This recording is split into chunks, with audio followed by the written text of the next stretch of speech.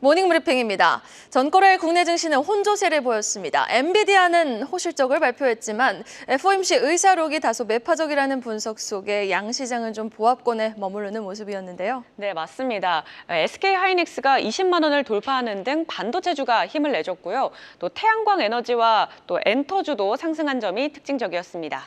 맞습니다. 또 삼성전자와 SK하이닉스를 향한 외국인과 기관의 움직임도 엇갈렸는데 오늘장 각 수급 주체별 동향에도 시선이 쏠리고 있습니다. 자, 모닝 브리핑 지금 바로 출발하겠습니다.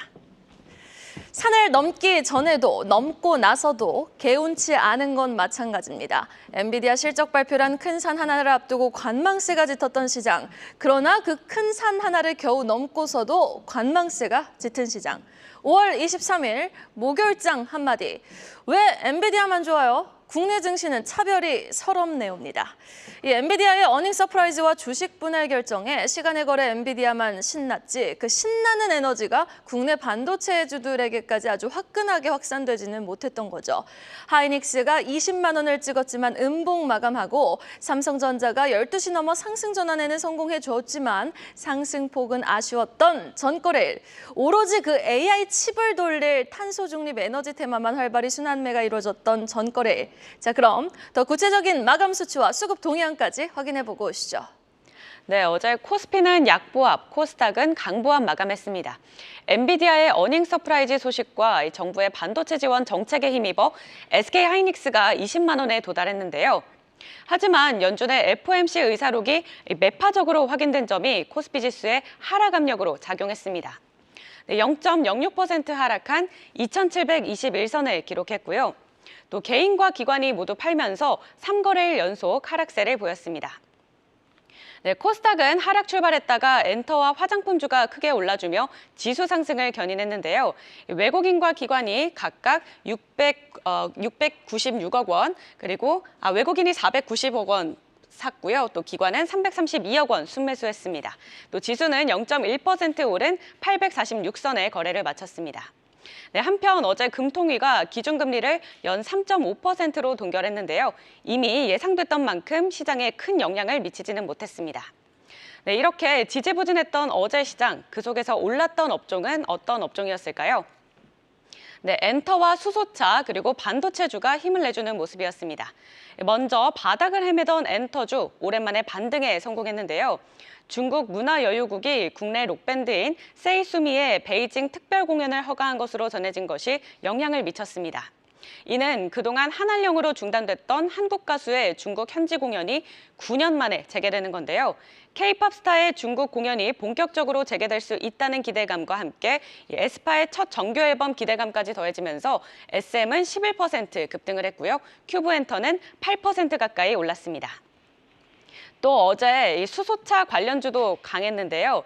최근 AI 시대를 맞아 전력 수요가 급증할 것이란 전망 속에 원자력보다는 천연가스에 주목해야 한다는 관측이 나오고 있죠. 특히 천연가스에서 수소를 추출해 산소와 반응시켜 전기를 생산하는 고체 산화물 연료전지 SOFC에 시선이 쏠리고 있습니다. 이에 범한 퓨얼셀과 S퓨얼셀은 각각 25%와 14%의 급등률을 보였습니다. 네, 그리고 반도체주, 엔비디아 호실적 발표에 국내 반도체주가 많이 오를 줄 알았는데 생각만큼 훈풍이 불지는 않았던 것 같습니다. 네, 그래도 상승한 종목들이 더 많았는데요. 정부가 반도체 산업 지원에 26조 원을 투입하기로 밝힌 것이 영향을 줬습니다. 서진시스템은 장중 52조 신고가를 기록을 했고요. 11% 가까이 상승 마감했습니다. 그리고 SK하이닉스는 앞서 말씀드렸다시피 1% 오른 20만 원을 돌파했습니다. 네, 이렇게 어제 올랐던 섹터 3가지로 정리해봤고요. 이 밖에도 또 강세를 보였던 섹터도 확인해 보시죠. 네, 서진시스템은 ESS 업황 호조 전망 속에 또 급등을 했던 거죠. 반도체는 시간 후 엔비디아 급등 대비 탄력이 아쉬웠던 게 맞았고요. 그리고 여기에다 보험주와 2차 전지주 하락에도 불구 어제는 신재생에너지와 엔터, 화장품이 상승해줬던 하루였습니다. 자, 그럼 오늘은요. 이렇게 시장의 관망세가 짙을 때 상승의 지속성을 보여주고 있는 신재생에너지 섹터, 그 안에서도 미중 관세 갈등의 수혜가 예상된다. 태양광 관련주 자세히 정리해 보겠습니다. 다음 페이지 보시죠. 어제 상한가 종목이 4개가 있었는데요. 제가 어제 모닝브리핑 시간에 수소차 관련주 다뤄보지 않았습니까? 범한 퓨얼셀이 그 4종목 중 한 종목이었고요. 또 다른 한 종목은 태양광 관련주 HD 현대에너지솔루션이었습니다. 에너지가 대단했죠. 3년 8개월 만에 상한가를 기록했습니다. HD 현대에너지솔루션 유통 물량이 많지도 않고 지금 객단가가 높은 위치까지 올라온 상황이라서 많은 분들이 또 오늘의 주가 추이에 관심을 가지실 것 같다라는 생각이 드는데 오늘 오전장에서 주가 움직임이 어떻게 나올지 또 주목해 보셔야겠습니다. 일단 이렇게 태양광 관련주의 상방에 힘을 더한 요인은 무엇이었을까요? 바로 미국과 중국 간의 관세 전쟁이 유럽 지역으로까지 확전될 조짐이 보이며 태양광주들의 주가가 오름세를 보였던 겁니다. 앞서 미국 정부 지난 14일이었습니다. 중국의 관세율 높인다고 발표를 했습니다. 배터리 쪽은 25%로, 전기차는 무려 100%로, 태양광셀은 50%로 늘린다고 발표를 했고요. 지금 EU 집행위가 중국산 태양광 패널에 대해 불공정 보조금 조사를 진행하고 있던 찰나에 제닛 옐런 미국 재무장관이 G7 재무장관들이 모인 자리에서 한마디를 던집니다. 바로 이렇게요. 중국의 저가 제품 공세 이거 가만히 놔둘 겁니까? 이 공세 세계 경제에 심각한 위협이 될 겁니다. 그러니 미국과 유럽이 힘을 합쳐야 합니다. 라고 말을 한 거죠. 그동안 중국 태양광 얼마나 어마무시하게 싸게 많이 공급을 해왔습니까? 또 현재 유럽은 태양광 패널의 97%를 수입산에 의존하고 있거든요. 근데 그 97% 중 대부분이 값싼 중국산 아니겠습니까? 그런데 옐런 장관이 이렇게 대외적 연설 자리에서 중국 태양광 업체를 겨냥해 유럽에 손을 뻗으니 반사이익이 예상되는 한국은 물론 미국의 태양광 업체들의 주가가 일제히 활짝 피었던 거죠. 이 세계에서 태양광 전지 모듈 최대 생산 능력을 보유한 퍼스트솔라의 주가가 현지 시간 수요일 18% 넘게 급등, UBS는요 퍼스트솔라를 AI 붐의 승자라고 표현하며 기존 목표가 252달러에서 270달러로 상향 조정하면서 주가는 한 달 기준으로 40% 가까이 폭등합니다. 다음 페이지도 보시죠. 지금 국제에너지기구는 2050년까지 태양에너지가 세계 에너지 공급의 26%를 담당할 것으로 전망하고 있습니다. 세계 에너지 기술 연간 투자 추이를 보시면요. 지금 초록색이 2020년, 연두색이 2021년, 파란색이 22년이고요. 하늘색이 23년입니다. 해가 지날수록 우상향을 보이고 있는 건 태양광이 유일하죠. 풍력이나 원자력보다 설치 기간이 아주 짧고 도심 설치가 쉬우며 태양광 모듈 가격도 연일 떨어지고 있지 않습니까? 가격 경쟁력까지 갖추고 있으니 우리 길게 볼 때 태양광의 성장세는 쉽게 꺾이지 않을 것이라는 분석입니다. 그리고 다음 그래프 보시면은요. 태양광 개발 속도는 다른 에너지 산업 대비 속도가 굉장히 남다릅니다. 현재 화나큐셀은 텐덤셀 개발에 사활을 걸고 있는데 이 텐덤셀이란 빛 흡수율이 좋은 페르보스카이트라는 광물을 사용하는 것으로 흡수율이 우수해 빛 흡수력이 실리콘 웨이퍼보다 더 좋다는데 강점이 있습니다. 고로 기존 태양전지보다 발전 효율이 1.5배 높은 텐덤셀이 중국의 저가 물량 공세에 대응할 한국의 태양광 미래라고까지 표현을 하고 있는 상황이죠. 자, 이어서 관련주 흐름까지 정리해 보겠습니다. 먼저 HD 현대에너지솔루션 전날 상한가를 기록했죠. 외국인과 개인은 팔았습니다. 하지만 기관, 금융투자 중심의 기관의 대량 매수가 지수 급등을 견인했습니다. 또 대명 에너지도 한번 확인해 볼까요? 국내에서 가장 많은 용량의 신재생 에너지 발전소를 운영하고 있는 기업입니다. 주가는요, 24.7% 급등 마감했습니다. 하나솔루션도 보시죠. 미국 내 판가 회복은 아직 더딘 상황이어서일까요? 어제 주가는 상승폭을 조금 많이 반납을 하면서 11.9% 상승으로 거래를 마쳤습니다. 마지막 기업은 SDN입니다. 지난달 오픈 AI 발로 태양광 섹터가 꿈틀할 때 대장주 역할을 했었는데 그 이후로도 주가는 꾸준히 우상향 곡선을 그리고 있습니다. 하지만 전거래일의 탄력은 아쉬웠던 모습, 주가는 4.3% 상승 마감했습니다.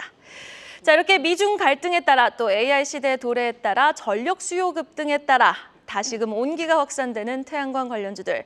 부디 이 에너지가 긴 호흡으로 지속될 수 있길 바라보겠습니다. 자, 그럼 계속해서 장 마감 이후 나온 공시와 주요 일정까지 확인해 보고 오시죠. 네, 계속해서 공시 전해드리도록 하겠습니다. LS 일렉트릭은 투자 재원을 확보하고 재무 구조를 개선하기 위해 635억 원 규모의 자사주 29만 9천 주를 처분하기로 했는데요. 오늘 시간의 대량 매매 방식으로 처분될 예정입니다. 네, 그리고 제주반도체도 사내 근로복지 기금 출연을 목적으로 22억 원 규모의 자사주 처분을 결정했다고 공시했고요. 또 코오롱 티슈즈는 운영 자금을 확보하기 위해 478억 원 규모의 유상증자를 결정했다고 밝혔습니다. 주당 62,460원의 보통주 76만 2,350주를 제3자 배정 증자 방식으로 발행을 하고요. 또 대상은 최대 주주인 코오롱이라고 합니다. 이 점 투자에 참고하시기 바라겠고요. 또 오늘의 일정도 살펴보도록 하겠습니다. 네, 어제 에스파의 첫 정규 앨범에 대한 기대감에 SM이 주가가 11%나 급등을 했죠. 오늘은 하이브에 주목해 보셔야겠습니다. 하이브와 어도어 사태 속에 오늘 뉴진스가 컴백하기 때문인데요. 어제에 이어 오늘도 엔터주가 잘 갈 수 있을지 지켜보시기 바랍니다. 그 다음으로 모비데이즈는 주식 병합으로 오늘 변경 상장할 예정인데요. 액면가 100원에서 500원으로 액면 병합된다고 합니다. 네, 그리고 한선 엔지니어링은 주식 1262만 5천 주가 오늘 보호예수에서 해제된다고 하니까요. 주가 하락에 영향을 미칠지 잘 지켜보시면 좋을 것 같습니다. 자, 그럼 마지막으로 오늘장 키워드까지 살펴볼까요? 네, 오늘장 첫 번째 키워드는요. 이복현 금감원장의 말말말이 되겠습니다. 이복현 금감원장 6월 중으로 재개 여부와 시점 또 재개를 하지 않게 되면 앞으로 어떤 기준으로 공매도를 재개하게 될지 여부를 설명한다라고 말했는데요. 그동안 주춤했던 대형주들이 기대감에 반등에 나서줄 수 있을지 주목해 보겠습니다. 두 번째 키워드는 SKC의 자회사죠. 앱솔릭스가 미국에서 반도체 보조금을 지급받습니다. 한국 소부장기업 가운데 최초인데 이번 계기로 또 유리기판 사업에 한층 속도를 낼 수 있는 상황이 펼쳐질지 오늘장 유리기판 관련주들의 움직임 주시해 보도록 하겠습니다. 마지막 키워드는 어제 저녁 세계 최초로 공개된 기아의 EV3입니다. 주행거리 500km를 찍는데 가격은 무려 3천만 원대로 대중형을 선보였습니다. 지금 유럽이 기아 EV 시리즈 굉장히 열광하고 있거든요. 오늘장 자동차 관련주들, 전기차 관련주들 반등을 성공해 줄 수 있을지 그 주가 움직임 주목해 보도록 하겠습니다. 여러분, 오늘도 부자 되세요. 모닝 브리핑이었습니다. 계속해서 다양한 경제 이슈를 알고 싶다면 구독과 좋아요, 알림 설정 부탁드립니다. AI 캐스터 권미정이었습니다.